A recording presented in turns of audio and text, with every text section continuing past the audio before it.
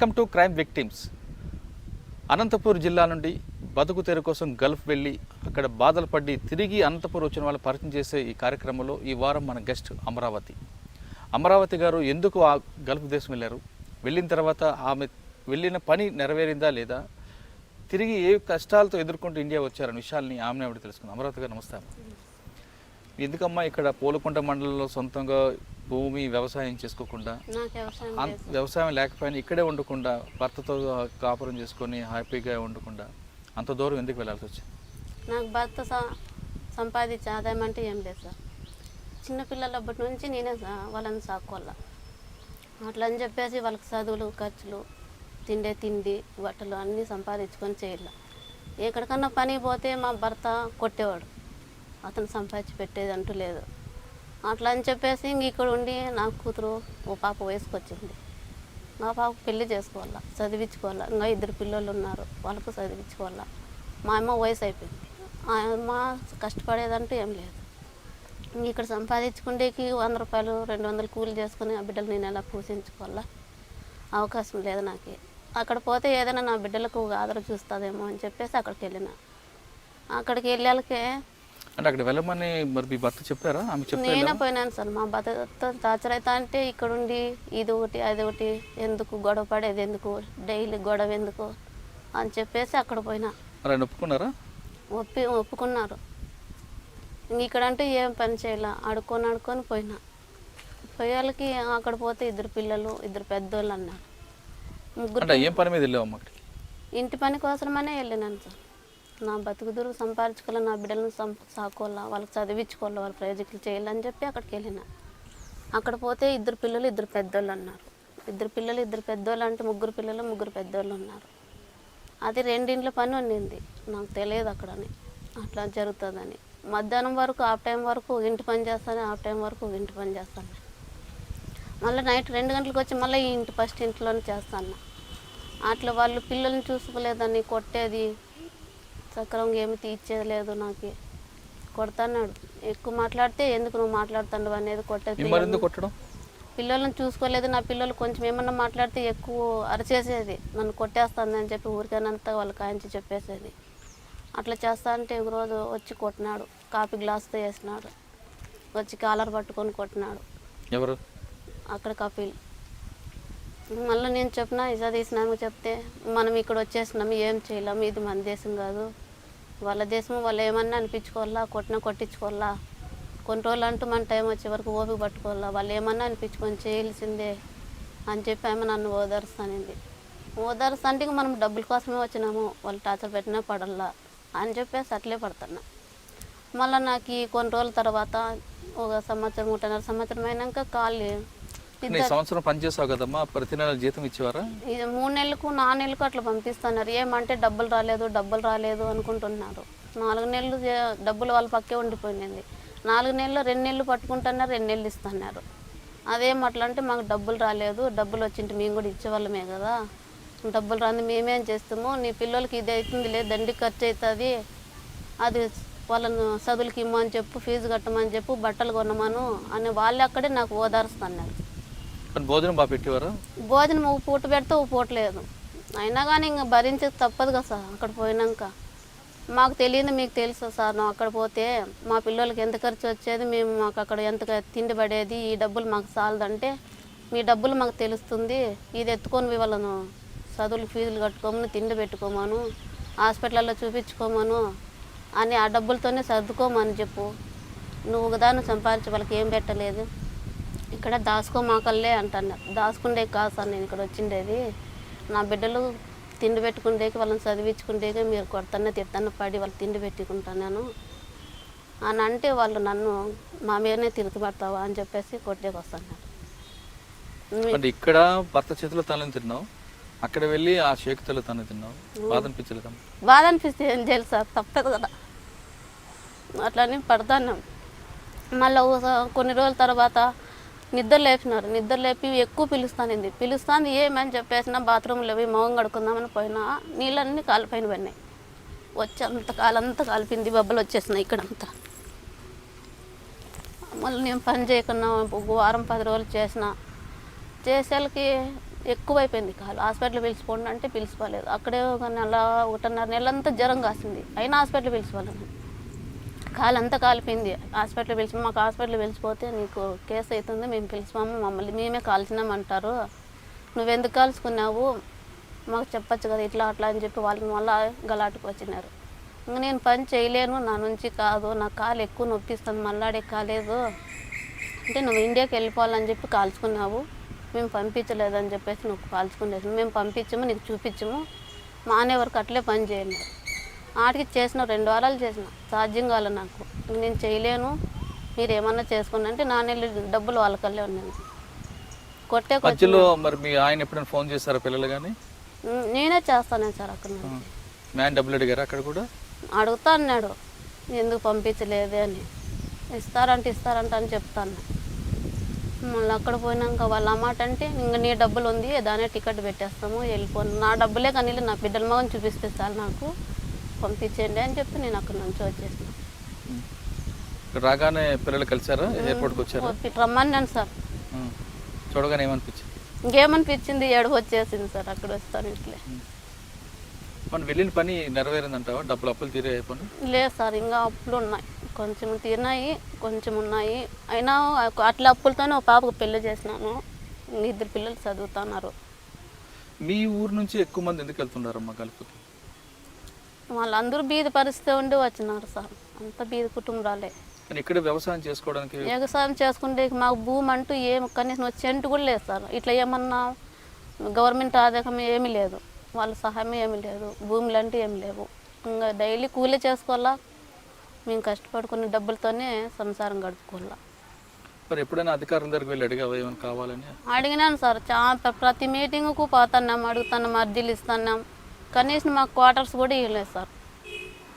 ప్రతి మీటింగ్కు పోయినాం, అర్జీలు ఇచ్చినాం, మా పరిస్థితి ఇట్లా ఉంది అన్నాను. సరేలమ్మా ఇస్తాము, గొర్రెలు అని ఇస్తాము, ఇది ఇస్తాము, అది ఇస్తాము అని చెప్పి ఊరికి ఆశ పెడతాన్నారు అంతే. మాకు ఇచ్చిందంటూ ఏమి లేదు, క్వార్టర్స్ కూడా ఇచ్చింది లేదు ఇంతవరకు కూడా. మా అమ్మకు చిన్న ఇల్లు ఉంటే ఆ ఇంట్లోనే ఉన్నాం. ఇప్పుడు ఎలా గడుస్తుందమ్మ కుటుంబం?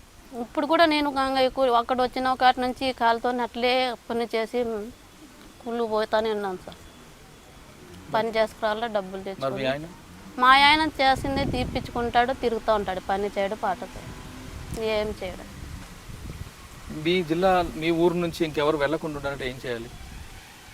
ఏదన్నా వాళ్ళకి సహాయం చేయాలి సార్. ఇంక వెళ్ళకన్నా ఉండాలంటే వాళ్ళకి ఇక్కడ ఏదన్నా బతుకు దూరం ఇస్తే దాంతో అది చూసుకొని ఉండిపోతారు, కష్టపడుతుంది. కుటుంబ కష్టాలు తీర్చడానికి నువ్వు గల్ఫ్ వెళ్ళావమ్మా, కువైట్ వెళ్ళావు కదా, ఇంకా నీలాగా చాలామంది ఉన్నారు ఇక్కడ, వాళ్ళందరికీ అక్కడ వెళ్ళమంటావా వద్దంటావా?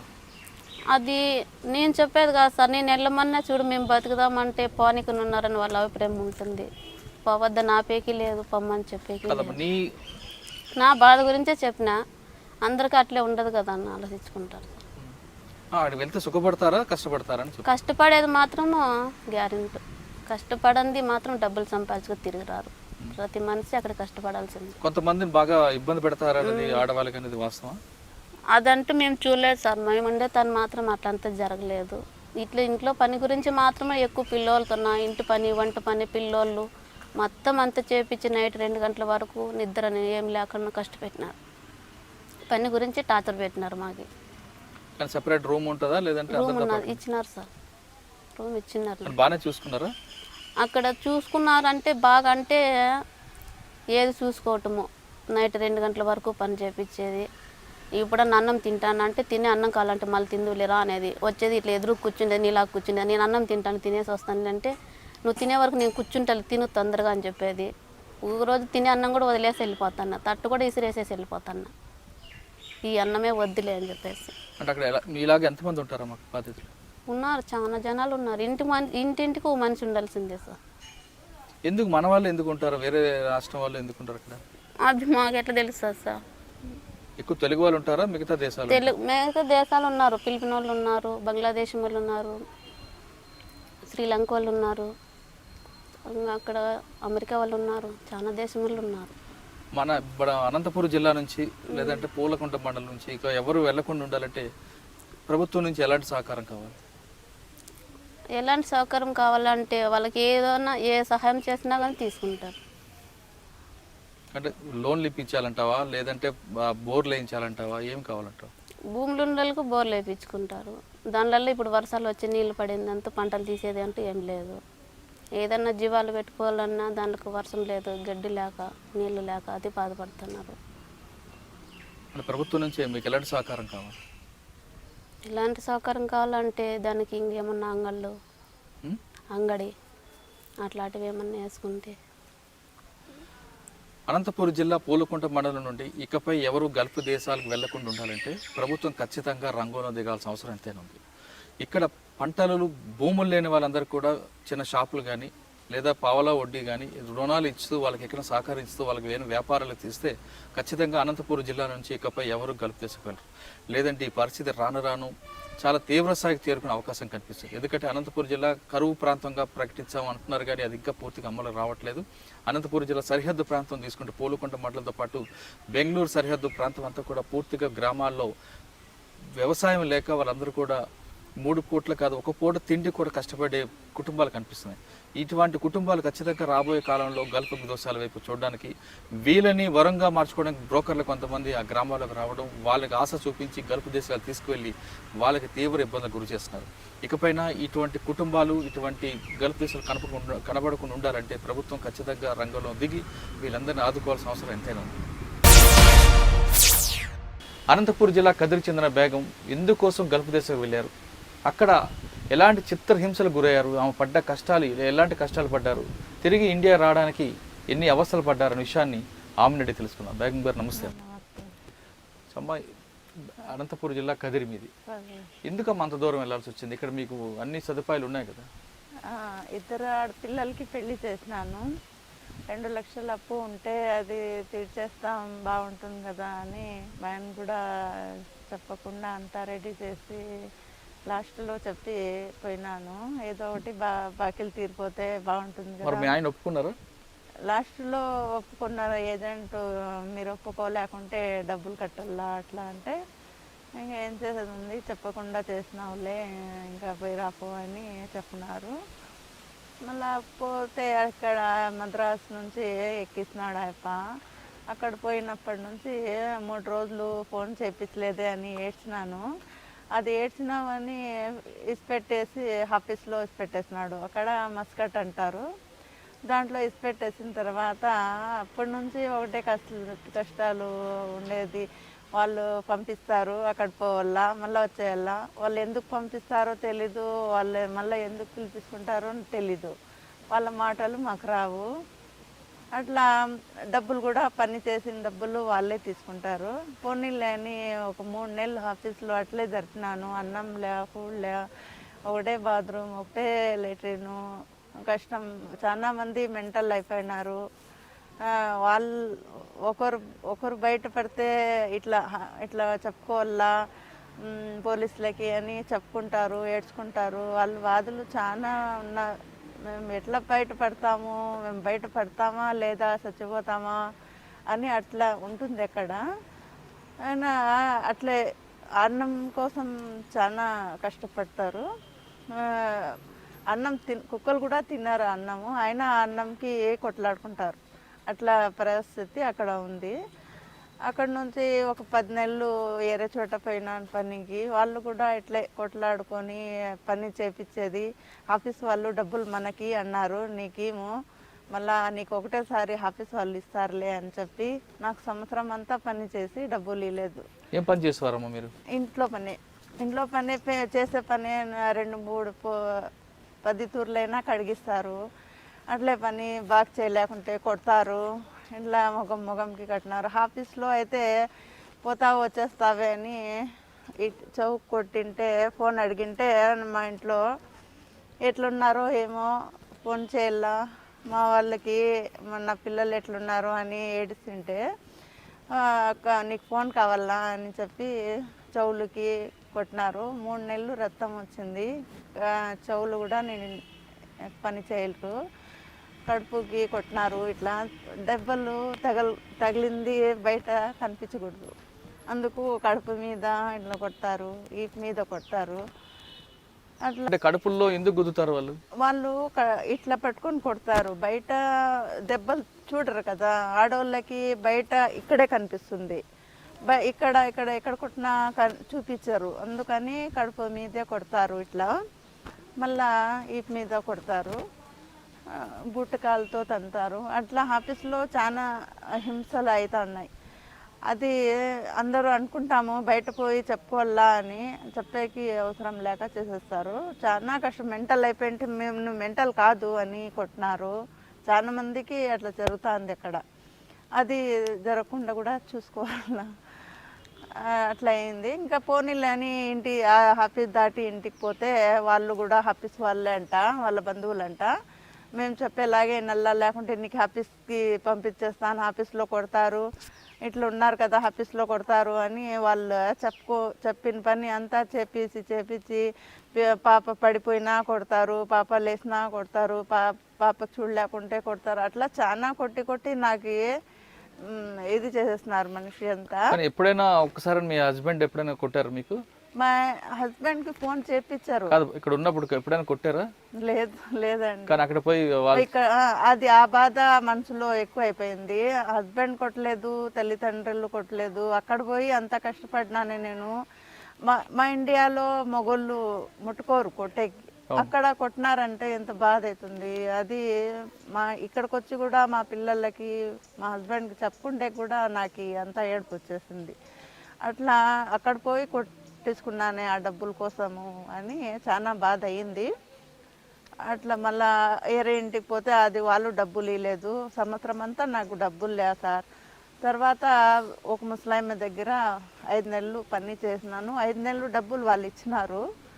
తర్వాత వాళ్ళు నేను ఆపరేషన్కి పోవాలా, నువ్వు ఏరే చోట పోవాలా అన్నారు. నేను అక్కడ పోయిన నుంచి 50 ఇండ్లైనా చేసింటాను సార్, ఒక్క ఇంట్లో కూడా సరిగ్గా నాకు దొరకలే. అందుకోసమయ్యి నేను ఆ పనికి పోయేకి నాకు కాదు మేడం. నేను చాలా చోట తిరిగినాను, మంచి మనుషులు లేరు, ఈ ఏరియానే మంచిగా లేదు, నేను మా ఊరికి వెళ్ళిపోతానంటే 2 లక్షలు ఇచ్చి పో అన్నారు. అప్పుడు ఇక్కడ నుంచి మా ఆయన 2 లక్షలు పంపించింటే నేను వచ్చినాను సార్. మీరు అప్పులు తీర్చడానికి ఇచ్చి వచ్చినాను, అట్లా కట్టి వచ్చినాను. ఇప్పుడు ఏం చేయాలో ఏమో తెలియదు. మరి మీ ఆయన తిట్టలేదా? ఇక్కడ అప్పులు తీరుస్తాను వెళ్ళి మరి తిరిగి ఆయనతో డబ్బులు ఇప్పించుకున్నారు కదా? సార్ ఏం తిట్టలేదు సార్, నువ్వు వచ్చేసినావు సార్లే మనిషి. ఎందుకు 2 లక్షల రూపాయలు ఎందుకు కట్టాల్సి వచ్చింది? ఏం సార్, వాళ్ళు మేము ఆఫీస్లో 4 లక్షలకి కొన్నాము, నువ్వు 5 నెలలు పని చేసి వెళ్ళిపోతే మాకు ఆ డబ్బులు ఎవరు ఇస్తారు? అందుకు నువ్వు ఏరే చోట పో, మళ్ళీ డబ్బులు వసూలు చేసుకుంటామంటే నేను ఇప్పటికే 1 సంవత్సరం అంతా దెబ్బలు తిని బాగా ఇది అయిపోయినాను మేడం. మీరేమో మంచి వాళ్ళు కనిపిస్తాను, మీ ఇంతమందికి చూసినాను, ఒక్కరు కూడా మంచి వాళ్ళు లేరు. మీకు చూసినాను, మీరు ఏదో ఒకటి హెల్ప్ డబ్బులు కూడా పంపిస్తాను నేను, మీరు పంపించేయండి అని నేను చెప్తే వాళ్ళు చేసినారు సార్. వాళ్ళు 10 నెలలు పని ఉండే చోట పని సరిగ్గా చేయలేదని నాకు నీళ్ళలో తోసేస్తున్నారు సార్. ఇది తునిపోయింది. వాళ్ళే 3 నెలలు కట్టినారు, 3 నెలలు ఉంది కట్టు. మా ఆయనకి ఫోటో అయినా పంపించండి అంటే పోలీస్ రిపోర్ట్ ఇస్తారు అని వాళ్ళు చేయలేదు సార్. అట్లా 3 నెలలు ఈ చేత్తోనే పని చేస్తున్నాను, అట్లా కష్టపడినాను సార్. మరి మీ బ్రోకర్ని అడిగారా? బ్రోకర్ అడిగారా? నువ్వు 1,50,000 ఇచ్చినాడు సార్. మేము 50,000 మళ్ళీ వేసుకొని మనం పిలిపించుకున్నాం. అందుకని ఇల్వాల్ కారు ఇంకా 2 లక్షల అప్పు అట్లే ఉంది సార్. ఏం చేయాలి మరి? అప్పు ఎలా తెలుస్తాం? ఏం చేయాలి సార్, ఏదో ఒకటి దారి చూపిస్తానంటే మీరైనా ఏమైనా దారి చూపిస్తే చూపించండి. ఇప్పుడు చాలా మంది ఇక్కడ నుంచి వెళ్తుంటారు కదమ్మా, వాళ్ళకి అందరూ వెళ్ళమంటావా వద్దంటావా? సార్ వాళ్ళు ఏజెంట్కి మాట్లాడుకొని పోవాలా సార్. పోతే ఒకటే చోట ఉండల్లా, మళ్ళా మీకు నచ్చలేకుంటే రిటర్న్ టికెట్ ఇచ్చేసి పంపించేయాల. అట్లా అయితే పోవచ్చు సార్. ఈ ఆఫీస్ గోలకి పోకూడదు సార్. వాళ్ళు 3 రోజులు ఇంకా మనుషులు కనిపించరని ఏడుస్తారు కదా, ఆ ఏడుపుకే వాళ్ళు పోయి ఆఫీస్లో ఇసి పెట్టేస్తే వాళ్ళు ఎంత కష్టపడతారు ఆఫీస్లో వాళ్ళకే తెలుస్తుంది. బయట కూడా చెప్పకూడదు, మళ్ళీ వచ్చి మేము బయట ఇట్లా జరిగింది ఆఫీస్లో అని కూడా చెప్పే కాదు, అట్లా సతాయిస్తారు అక్కడ. ఏం చేస్తారు మా ఆఫీస్లో? అదే ఒక జైలు లాగా రూమ్లో వేసేస్తారు. రోజు సాయంత్రం పూట పిలుచుకొని పోతారు ఇంకో ఆఫీస్కి, అక్కడ చూపిస్తారు మా ఏజెంట్లకి అమ్మే రేట్ల వేసి అమ్మేది. అట్లా 5 లక్షల వరకు పోతుంది సార్ అక్కడ రేటు మన పైన వాళ్ళకి. అట్లా రేట్ ఎక్కిస్తారు, పంపిస్తారు. వాళ్ళకి పోయిన తర్వాత 3 రోజులకి 4 రోజులకి మన పని నచ్చలేకుంటే మళ్ళీ వచ్చి అక్కడ వేసి పెట్టేస్తారు. వాళ్ళకి లాస్ అవుతుంది అని వాళ్ళు మళ్ళీ మాకు కొడతారు. సార్ నువ్వు పోయినా వచ్చేసినావు, వాళ్ళకి నచ్చలేదే అని చెప్పి వాళ్ళే కొట్టేది. మాకు ఎందుకు పంపిస్తారో తెలీదు, ఎన్ని రోజులకి పంపిస్తారో మాకు అర్థం కాదు. వాళ్ళు మాట్లాడుకుంటారు, పంపిస్తారు. మాకు అట్లా కష్టాలు చాలా ఏడ్చినాను సార్. ఏడ్చి కళ్ళు కూడా కనిపించవు, ఇవి అన్నీ వీక్నెస్ అయిపోయినాయి. ఇంకా అద్దాలు పెట్టుకుంటేనే చూడొచ్చు, లేకుంటే చూసే కూడా అట్లా అయిపోయింది సార్. గల్ఫ్ దేశం వెళ్తే మన బతుకులు పశువుల కన్నా హీనం అంటున్నారు బేగం. మనల్ని పశువుల కన్నా దారుణంగా వాళ్ళు ఆఫీసుల్లో అమ్మేస్తారు, కాబట్టి అక్కడ ఎవరు పోవద్దు, ఇక్కడే ఉండి కష్టపడండి, అప్పులు తీర్చుకోండి అంటే బేగం చెప్తున్నారు. కూతురు పెళ్లి కోసం చేసిన అప్పు తీర్చడానికి వెళ్ళిన బేగం అప్పులు తీర్చలేదు సరికదా, తిరిగి మరో 2 లక్షల రూపాయలు కడితే కానీ అక్కడి నుంచి రాని పరిస్థితి ఏర్పడింది. ఇలాంటి పరిస్థితులు ఎవరు పగవారికి కూడా రాకూడదని బేగం కోరుతున్నారు. ఇకపైనా సరే ప్రభుత్వాలు మేలుకొని కరువు ప్రాంతాల నుంచి వెళ్తున్న వలస వాళ్ళని ఆపాల్సిన పరిస్థితి ఎంతైనా ఉంది. లేదంటే వలసలకు కేర్ ఆఫ్ అడ్రస్గా అనంతపూర్ జిల్లా మారే పరిస్థితి కనిపిస్తుంది. ఇది ఈ వారం బేగంతో ఎక్సలెంట్ ఇంటర్వ్యూ. వచ్చే వారం మరో గెస్ట్తో మళ్ళీ కలుద్దాం. అంతవరకు నమస్కారం. మీరు చూస్తున్నారు ఐ డ్రీమ్ న్యూస్ని. మీరు చూస్తున్నది ఐ డ్రీమ్ న్యూస్. అంటే కళలని నిజం చేస్తూ ప్రజలకి నిజాలని కళల ద్వారా తీసుకొచ్చే ఐ డ్రీమ్కి మై బెస్ట్ విషెస్. మీరు చూస్తున్నది ఐ డ్రీమ్ న్యూస్. మీరు చూస్తున్నారు I dream channel. For more videos, please subscribe I Dream. మరిన్ని వీడియోల కోసం ఐ డ్రీమ్ని సబ్స్క్రైబ్ చేయండి. Please subscribe I dream. And I'm very much satisfied with the way interview went on. Kindly subscribe to I Dream. For more videos, subscribe to iDream. And loads of fun entertainment and content. Do watch I Dream.